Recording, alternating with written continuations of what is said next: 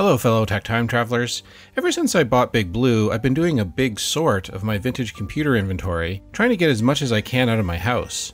And while doing that, I've been reminded of just how much gear I have, and the idea for a video hit me. Keyboards. Most computers have one, right? It's the part of a computer that we physically touch the most, maybe apart from a mouse. Keyboards often form a crucial part of a machine's identity, especially on older vintage machines. They can be big, small, heavy, light, colorful, well organized, or not. There are people who do nothing but collect keyboards and mildly irritate vintage computer collectors like myself who can't find vintage terminals with keyboards because never mind.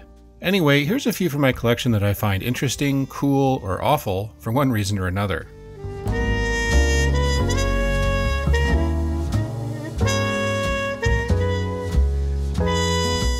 We kind of take access to cheap keyboards for granted these days.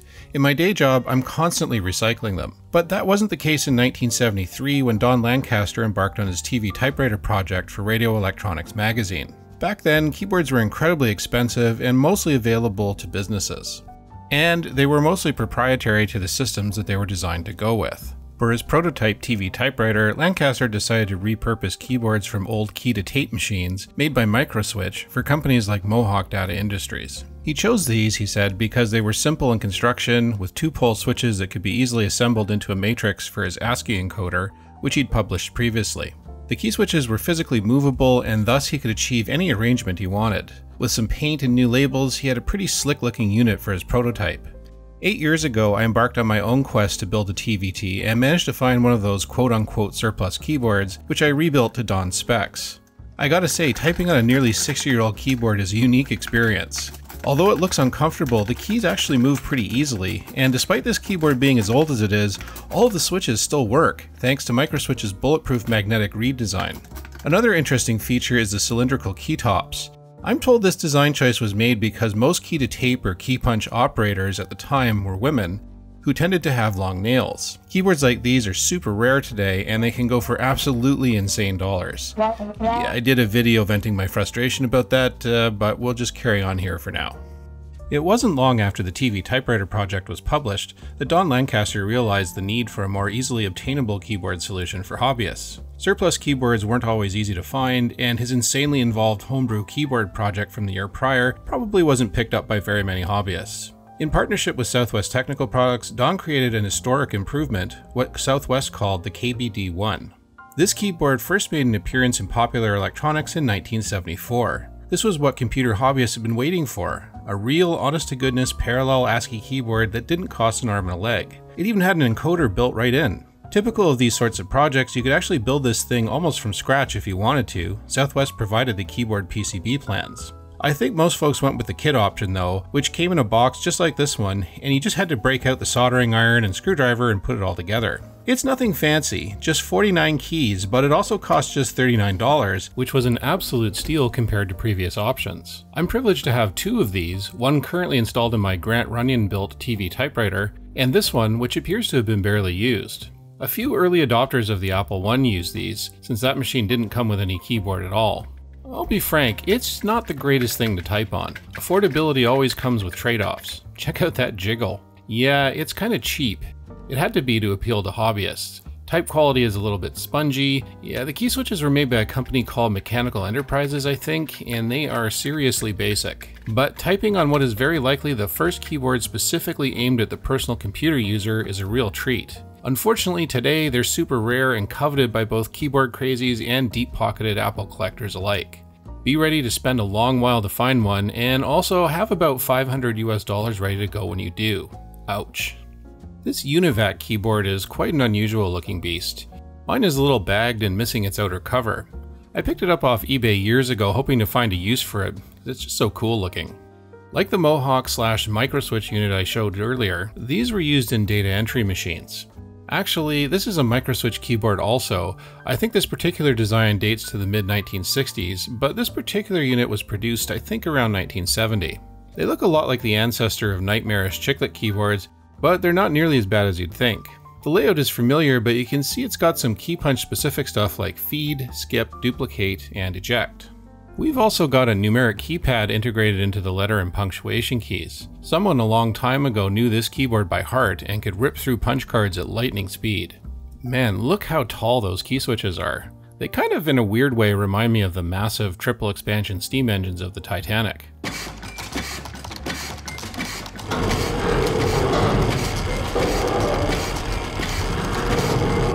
I'm not sure what type they are, but when you press a key, the feel is not quite like anything you've ever experienced. It's got this weird kind of plinky feel to it, almost like the coin return on an arcade machine, but it is actually kind of satisfying in its way. I suspect the key tops themselves are small and slightly rounded for the same reason the Mohawk units were. Yeah, very nice old keyboard I hope to find a use for one day. Oh, and check out the interface cards at the end here. Wow, and you thought USB 2 was big. So here's another early 70s Microswitch, this one from a Decision Data key punch machine. It's more modern looking than the previous ones, and we can see again that it shares a similar, although not quite same layout as the Univac. Also, some of the keys appear to be inset a little bit, I guess to help guide the hand of the operator? I've checked and rechecked and it appears that they're designed to sit just like that. I'm not really sure what my plans are for these. I say that because I bought a couple actually a couple years ago. Yeah, they were cheap. They do pop up from time to time, but not very often lately. The keyboard itself is installed on a PCB, so reconfiguring it might be a little bit tricky. I suppose it might be possible to decode the matrix at the connector end here and figure it out from there, but yeah, until then, it's super cool to look at. Another oldie in my collection is this keyboard from a Sanders 720 terminal. These terminals are among the earliest CRT-based units dating from the mid-1960s. The reason I wanted this one was because a group called the Association of Computer Experimenters, based in Oakville, Ontario, Canada, recommended it as an inexpensive, easy to reconfigure option for the RCA 1802 based computer they developed, called the ACE. So anyway, this keyboard came up a year ago, was the first one I'd seen ever, and I managed to swipe it from under the noses of the keyboard crazies. Which is nuts because it has blue keys. Blue keys being like catnip for that crowd. And I gotta say, it's pretty tank-like. Like, pretty much the whole thing except the key tops is metal. And check out how steep this wedge is. Man, I haven't seen a wedge this extreme since. We've got some indicator lights for the original terminal, and at the back is a custom header to connect it to that. Yeah, this thing is a beast. It types pretty nicely too. There's a little bit of binding and squishiness in the keystrokes, but not too bad. Now inside, wow, this is a work of art. Look at that array of diodes, and those perfectly arranged wires, curved traces. Wow, yeah, this should be on display. My cable management skills pale in comparison to what they've done here. I just can't even imagine putting this together. Yeah, this is a genuine antique. I don't plan to seriously alter it. I'm hoping I can just make an adapter cable for my recently acquired ACE, and that'll allow me to just attach a cable to the port on the back here, and then leave the option open to attach it to a keyboardless Sanders terminal if one ever shows up on eBay. Here's a study in weirdness. The Videobrain is, depending on your point of view, either an early gaming console or an early home computer, or both. To be honest, it didn't really do any of those things particularly well, and that's why it was very short-lived. And part of the issue is the keyboard. I mean, okay, it's a gaming system, right? So what do you need a fancy or even full keyboard for? Like, it doesn't even have a dedicated number row, nor apparently an enter key. Actually, that function was performed by a multi-purpose key that also acted as the space bar. Yeah. But then again, who needs an enter key when you have master control? That was Videobrain's term for reset, I think. I do think visually the Videobrain is cool to look at. The black and blue and red really have curb appeal. It looks way more modern than a 1970s keyboard to my eyes too, with slim laptop-like keys. But if you're thinking this might be the 1970s equivalent of a Keychron K17, you'd be wrong. Very wrong. It types like a stale ham sandwich. Yeah, there's nothing remotely redeeming about this keyboard. Poor Videobrain. A study in avoiding ambiguity in design. If you're familiar with the Sinclair ZX80, you're probably expecting me to hold this up as an example of both weird and worst. After all, there's no actual keys, it's just a flat piece of plastic with only the faintest hint of feedback when you quote-unquote type. And while I will definitely agree that it is in fact weird, especially the layout, with this mess of functions attached to each key, the spacebar way over here, I won't say it is the worst, because I understand the method to the madness. The ZX80 and later ZX81 keyboards were compromises born of necessity. Sir Clive Sinclair wanted to give inflation-ravaged Britain a computer the masses could afford, not exceeding £100 for price. To get there, there were definitely going to be some shortcuts, and the keyboard was one of them. Now, Sir Clive wasn't a total sadist. He knew that typing on this thing for any length of time would be a nightmare, so he tried to lessen the pain a bit by designing the ZX80's BASIC such that your user could hit one key to type out a full BASIC command like print, thus saving hours of painful hunting and pecking. Honestly, I'm amazed at what people accomplish with this very confining setup. I'm not surprised thousands of ZX80 and ZX81 users opted to improve their lot by adding third-party keyboards like this one, although that didn't mean that you could just program BASIC normally. The commands were hard-coded in ROM in such a way that if you tried to type out the print statement letter by letter, for example, it wouldn't work. You had to use the shortcut key. Yup, a horrible keyboard all around, at least until you consider context.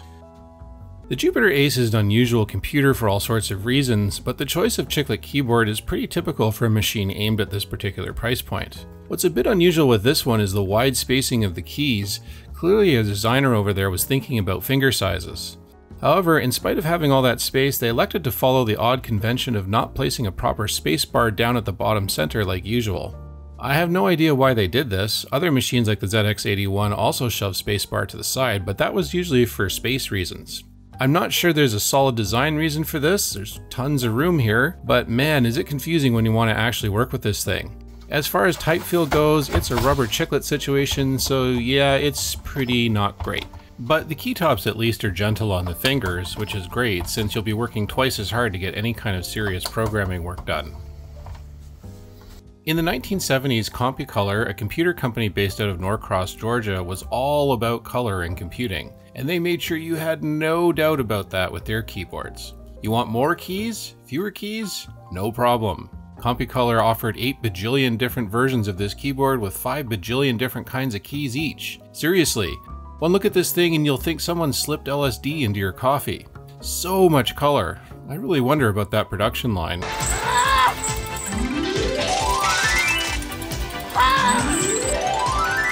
Obviously a standout feature here is the shortcut keys, which are presumably for basic programming and stuff like that. So that's kind of neat. There's also some shortcut keys for setting your baud rate, text editing, and yeah, we're all over the place here. And yet for all those keys, did you notice something missing? Over here perhaps? Yep, there's no up arrow. We have left, we have right, we have down, but for some reason up was 30 cents too much. It's not like Compucolor as a matter of doctrine was against the direction of up. Other models, like the base keyboard that typically came with the Compucolor 2, did have the up arrow present. But this extended model, not so much. In fact, you have to upgrade all the way up to the Deluxe again to get that dastardly key back. That's just weird. Typing wise, yeah, it's not bad, but not solid clicky. Kind of weak clicky. Next. If you were an avant-garde kind of household in the late 1980s, you might have gotten yourself an Alextel. And if you couldn't afford a real computer in the early 90s and wanted to go online with bulletin board systems, you might still have been using your Alextel. Alex terminals were based on France's Minitel units, which were sort of an internet before the internet thing that gave users access to online services like shopping, messaging, banking, and so on. While France's Minitel service did reasonably well, over here in Canada people objected to paying $40 a month for it, so when the initial free trial of the service ran out, they usually cancelled and the terminal went back to Bell. However, a few folks for whatever reason hung on to theirs and later used them for bulletin board systems since they could dial out to pretty much anything. Now, Chiclet keyboards have a pretty infamous history as the last refuge of the cheap, but this one is actually kind of fun to type on. Usually with Chiclet keyboards you get binding, squishiness, weird placement, etc. But on this keyboard you've got a rather pleasant clicking action and key movement is reasonably smooth. I mean, I wouldn't want to type a novel or anything on this thing, but for some quick messaging with friends, yeah, this would do the trick. And at least we've got most of the keys we'd expect in the right positions. So you thought the Sinclair ZX80 membrane keyboard was bad? Oh brother, do I have a keyboard for you. Meet the Keyfax, a keyboard so cheap even Sir Clive himself would have refused it. This wireless monstrosity came with the Keyfax video terminal, which was sort of similar to Bell's Alex service, but I think with a more specific focus on financial stuff. And yeah, a little bit more wood grain. Okay, this is the early 80s, so wood grain was mandatory. But let's look at this keyboard thing a little closer, shall we? There's no access door for batteries, so how do we replace those, since it's wireless? Well, how about Velcro? Yes, Velcro. Because nothing says we take finance seriously like a keyboard that sounds like a 5-year-old kid doing up his sneakers. And then there's the keyboard itself. Emphasis on the board part. I mean, at least with the ZX80, we had some give when you pressed a key. This has nothing. This is like typing on a brick wall. I can just picture a mechanical keyboard YouTuber reviewing this one. I reach out tentatively to see what the Keyfax Wireless Velcro MX has in store for me. No switches, no tactile feedback at all, no click, no keys. This isn't a keyboard, it's just a board. What counts for keys are just a 0.5 millimeter ring around a letter that looks like it was lifted from a grocery store coupon book. My fingertip makes contact, but it's immediately bounced like Chad, just one more Martini Thompson, from the local dive bar into the void of my living room, never to be seen again. The burning question I have as I'm launched from my office chair into the adjoining wall: did the terminal receive my letter T? I mean, at least it has a number pad, or shall we call it a number area? And unlike my Compucolor friends, they gave us arrow keys for every conceivable direction. Yay! They even gave us a surprise key? I wonder what that does. Yahoo! I have no idea what happened to Keyfax, but I'm glad they left behind a legacy. Yeah, thanks for the legacy of laughs, guys. A few years back, I did a video about a homebrew TV typewriter terminal I picked up. Due to the nature of what it was, it didn't take the transit to me here in BC very well, and unfortunately the keyboard took some chipping damage. Anyway, I ended up finding another one on eBay. It turns out that these were actually sold by Radio Shack, I think under the Archer brand name. This one gives us an idea of what they looked like in pristine condition. It's pretty cheap. It uses high-tech key switches mounted to a PCB that provides parallel ASCII output. It's not really remarkable other than the fact that this one appears to be pretty much unused. Always nice to type on a vintage high-tech that isn't suffering from broken key shafts that get stuck. However, whatever Radio Shack spent on those high-tech switches, they had to make up savings somewhere, I guess, and that was in the PCB, which is really thin. All the same though, pretty cool piece of Radio Shack history. I couldn't do a keyboard video without showing off a Keytronic unit like this one, which I think came from a Tektronix terminal. Note the Greek characters, which I think were used in certain programming languages like APL. Not sure. These keyboards use foam and foil pads to register key presses, and unfortunately they do get old after 30 years and the foam breaks down. Thankfully, companies like TechSelect make replacements, so it's possible to keep these old dogs alive. The feel on a Keytronic keyboard is really nice too. Definitely got some old school clink going on here. If we ever do a list of worst computer keyboards ever, I'd like to humbly submit this following one for a top 3 position. Maybe even number 1. This chiclet mess comes to us courtesy of Interact, a company that tried to market a computer called the Model 1. This computer was pretty bad overall, but the keyboard really didn't help. Start with the fact that it's a chiclet keyboard. That's bad enough, but then think about how you could make a chiclet keyboard even more evil. Like by moving the number 1 over to the wrong side of the number row and changing the exclamation mark from Shift 1 to Shift 6. How about a carriage return key that is just marked CR, is the same size as all the other keys and is tucked up over here? And backspace? Well, naturally you'd like to put it beside the space bar, right? Yeah, of course. Tab also. They did splurge on an actual space bar though, so there's that. But then you get into typing on this beast. This thing is like typing on 9-day-old fried chicken. These key switches have to be among the worst I've ever laid my fingers on. Now, I'm sure some of the issues with these are age-related, but not nearly all of them. They're just horrible. Like, you press a key and it binds and sticks and then lands with an awful scrunchy feel. It's like peanut butter with nuts in it. Yeah, I just can't. This is a pretty well-designed, well-regarded keyboard unit right here, and you'd expect that given the maker, George Risk Industries, actually started off in the 1960s making just key switches. It wasn't long before George Risk or GRI waded into keyboards. The 753 was a hobbyist offering introduced in 1977, and it's pretty polished. It's a very solid keyboard. I actually have 2 of these.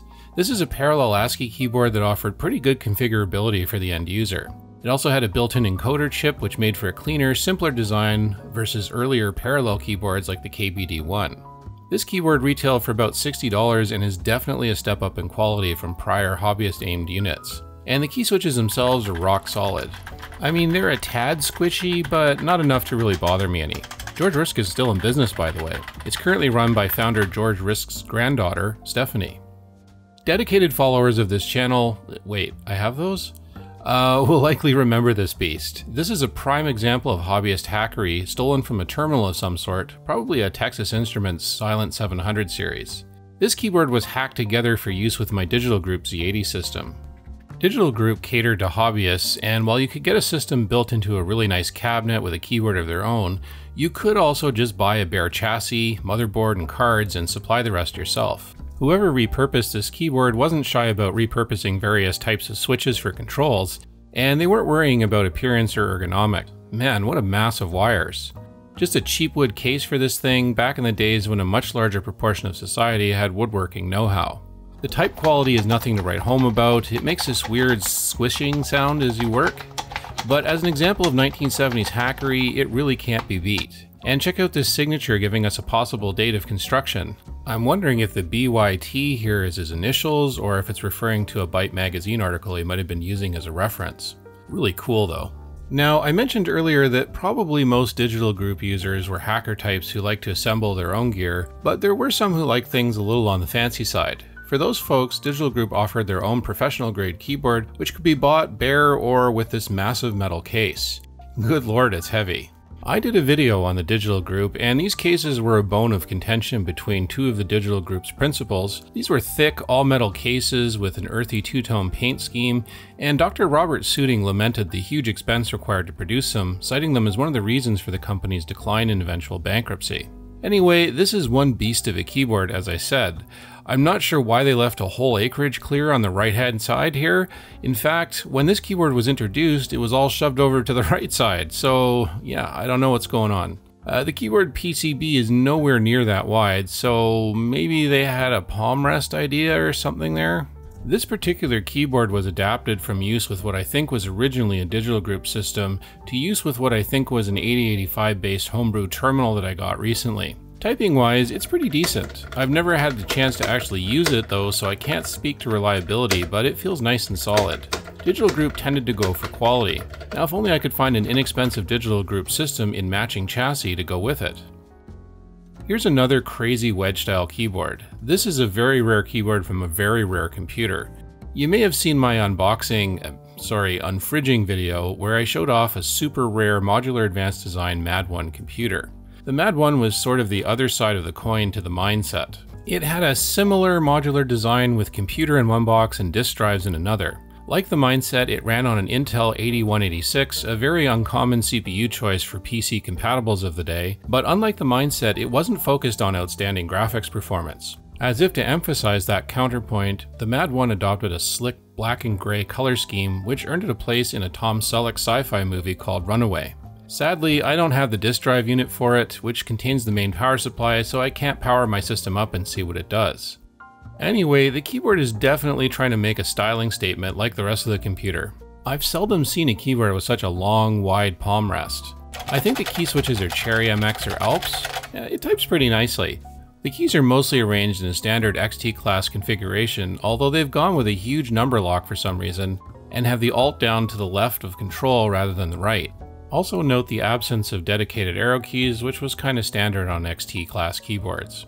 Anyway, hopefully one day I'll find the drive unit for the computer that this belongs to, and really check it out. Clive Sinclair was known for keeping things cheap, yet later on he tried going for style also. And I gotta say, as strange a machine as this is, the QL is pretty stylish. I love the look of the thing. The keys are vaguely reminiscent of old teletype keys, and the solid black look really is slick. This wasn't a color you saw on a lot of keyboards at the time. But lest you think this is a high-end Apple-like business machine, let me disabuse you of that. Sir Clive definitely cut some corners. This keyboard, cool as it looks, uses a very crappy membrane design that likes to disintegrate over time. But it does kind of have a pretty nice type feel. As cheap as Sir Clive was, he at least gave you up and down cursor keys, unlike certain more expensive machines. The only real negative with this keyboard, in my view, apart from the membrane, is the fact that the keyboard is permanently attached to the computer. In 1985, when this came out, that was not a mark of a serious business computer, especially combined with Sir Clive's decision to not provide a power button for the QL at all. Anyway, next. The C116. It was supposed to be a simple $50 entry-level entry to the world of Commodore. And then management got involved and, well, it became a whole line of not so cheap, crippled computers nobody wanted or even asked for. But the 116 as conceived was a solid idea in my opinion. Yeah, the keyboard is a cheap rubber chiclet design, but that's the kind of thing you get into when you're trying to get well below the $100 technology price point in the 1980s. I wouldn't want to do heavy programming with this thing, but that wasn't the real goal for it. This was Commodore's equivalent of the Sinclair ZX81, only with color and other advancements. It's not organized in a way that would be totally familiar to Commodore people, but it was mostly there. And I mean, at least they gave us a full set of arrow keys, right? Even the C64 guys didn't get that. Typing on it, well, yeah, it's like typing on a stress ball. But did I mention it's a super cheap computer? A while ago, I rescued this enormous tank of a keyboard from eBay. Yeah, this is big. It shakes the whole bus when I put it down. Yeah, ergonomics were not a consideration with this thing. Yeah, it's a Microswitch, and I believe it was used with some kind of terminal just going by the teletype function keys here, like Bell and ACK. Looking at this thing, you're expecting some massive mechanical click action, but nope, this thing is all bark and little bite. It's actually kind of squishy. Oh, and look, it has a BS function. The sky is purple. McDonald's every day is good for you. You look amazing in tight shirts. I'm sure my Aussie viewers are probably tired of all the jokes about killer spiders, killer marsupials, killer reptiles, and all that. And I'm sorry to add to the jokes, but the Microbee keyboard looks just like crocodile teeth to me. I'm sure it's psychological, but still. The Microbee found its greatest success, I think, in the educational market in Australia, at a time when a lot of countries were trying to adopt a quote-unquote digital strategy. The layout is pretty standard, there's nothing really fancy going on here, and the type quality is okay, although I think mine is compromised a little bit by age. But yeah, it's got a pretty classic, plasticky, clicky kind of feel to it. Oh, the good old Microbee. I previously did a full video on this Multitech Microprofessor II. This was supposed to be a clone of the Apple II, but it kind of missed the mark pretty much everywhere. And nowhere more so than the keyboard. I mean... What is this? This is not a keyboard at all. I can't even imagine like just typing basic commands with this thing. It's just horrible. I mean, they did try to keep things in their proper places, but yeah, good luck doing anything meaningful with this. It's pretty squishy and scrunchy like really bad chiclet keyboards tend to be. Yeah, yuck. But don't worry, Multitech had you covered. If you needed a little bit more space for your digits, Multitech shipped the MPF2 with an additional full-size chiclet keyboard. Yeah. Anyways, I feel like whoever designed the molds for this next keyboard might have missed a meeting. This is from a Xerox 820 system. Xerox's forays into computing were kind of a mixed bag, and that was probably owing to the fact that they were mainly a copier company. The groundbreaking Xerox Alto was incredible, but Xerox didn't really know what to do with it. For the 820, Xerox skipped a few steps in the design process, licensing the design of the motherboard from Jim Ferguson, who had designed the Ferguson Big Board hobbyist computer. The 820 is actually a rather nice, compact design, which makes this elephant-sized keyboard kind of look bizarre next to this svelte little CRT. It's like someone put an extra zero on the blueprint measurements or something. It certainly types well enough. Xerox was always known to put out a decent product. There's no weird keys or funny business or anything, it's just massive. Inexplicably massive. Anyway, you'll recall I mentioned the mechanical keyboard collector's obsession with Blue keys. Well, this keyboard comes to you straight from Smurf Village. Data General was not really a personal computer manufacturer, not originally anyway, but nonetheless they gave their products an unforgettable design flair, typically blue on white like this, space-age looking stuff that really stood out artistically, which was something a business computer wasn't really supposed to be worrying about. My Data General keyboard here came with a Dasher 200 terminal that I scored on eBay for cheap. The complete setup is gorgeous. Unfortunately, my particular keyboard was damaged in shipping. That's my karma for scoring a deal, I guess. Nonetheless, what a striking unit. Just a sea of blue instead of the typical beige monotony. It types really nicely. I can see why mechanical keyboard collectors go a little crazy over it, although again, I wish their hobby didn't result in vintage computers and terminals being permanently separated from their proprietary keyboards. Yeah, you know what, I'm just not going to do this.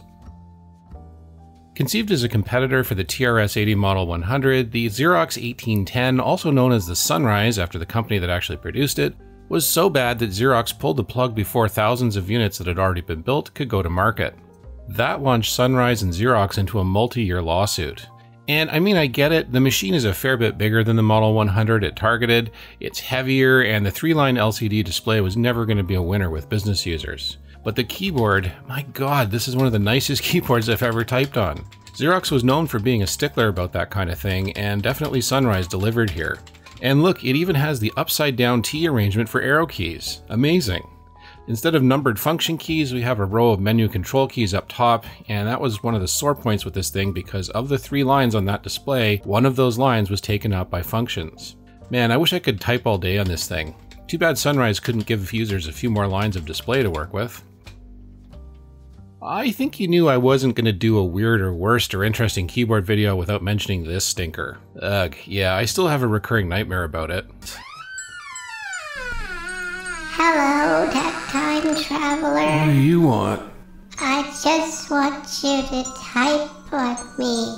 But I don't want to. You're hideous. But we had so much fun before. Don't you remember? We played King's Quest. It was 1985. I was 7. I didn't know any better. Just a King's Quest. No, I don't want to. No. I tried to swim. I tried to save him, but you wouldn't let me. You wouldn't let me. No. No. No, no, no. Press my function keys. If you can find them. No! Your keys are so squishy! To be honest though, I do have a fair bit of nostalgia for this Chiclet freak show. This was the first keyboard I played King's Quest on, and King's Quest was the first adventure game I ever played. And I get what IBM was going for. They were thinking the PCjr was going to be for families with young kids and stuff like that. You know, the PCjr would connect to your television set in your living room, so this might be sitting out there and hence why it might need to be wireless. Some further method to the madness, the design of this keyboard allowed for the placement of helpful templates, which IBM thought would be useful for the kind of first-time users they expected to purchase the PCjr. Yeah, I sorta get it. Too bad it chewed through batteries like crazy, resembled something built out of Lego, and sometimes had issues with infrared interference from other devices. But honestly, it's not at all horrible to type on. The key switches are nice and smooth and provide definitive confirmation of a key press. That's certainly more than we can say for the ZX81 or Keyfax keyboards we saw earlier. It's garish, yes, and it probably helps sync the computer it belonged to, but maybe we've been a little too harsh? Hi, how you doing? Maybe not. I don't have much love for computers of the mid-1990s, but one exception is, of course, the IBM Thinkpad 701C, and it's a testament to the incredible design of this particular keyboard that I remembered this machine almost 3 decades later, when so many others were forgotten. Dr. John Caritas was a brilliant mechanical engineer who filed over 100 patents for various inventions. But probably the most known of these is the celebrated butterfly keyboard that appeared on the IBM Thinkpad's 701C. The 701C was an attempt to create a smaller, more compact notebook computer. The only problem from a design standpoint was that IBM prized having a full-sized, proper keyboard, and the 701C's compact size made that all but impossible. Emphasis on but, Dr. Caritas had an answer. Just lift up the lid and let a series of pulleys expand the keyboard out into a full-sized unit whose edges extend just over that of the laptop itself. It was absolutely brilliant and almost bulletproof in terms of reliability. I regret in my demo here I'm proceeding gingerly and awkwardly. The 30-year-old plastic hinges on this one have long since broken apart, and yeah, they just can't really handle the strain of opening the keyboard anymore. But you get the idea. You could have a small machine but still have room for your fingers, and that's pretty cool. And you still have that amazing ThinkPad quality with each key press. A remarkable keyboard from a remarkable man. Bravo. This keyboard, made by Netronics, was very high on my collecting list for a number of years due to the iconic blue metal case it came in. Something about 1970s blue steel. Oh yeah. This isn't just a keyboard though, this is actually a full-on video terminal with some rather sketchy looking electronic engineering to boot. Going by the stickers, I think this one may have belonged to Greenpeace. Or maybe to Dolphins.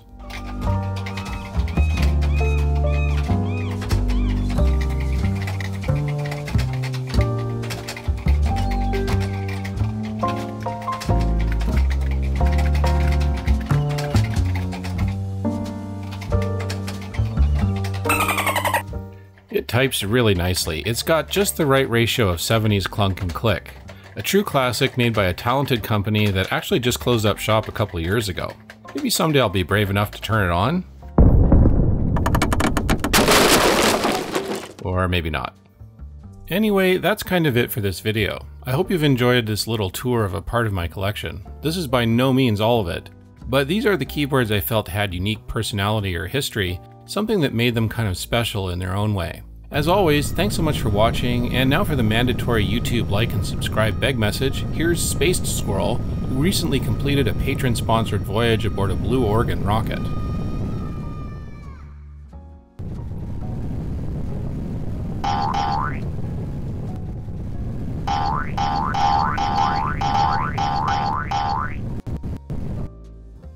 Ah, nuts.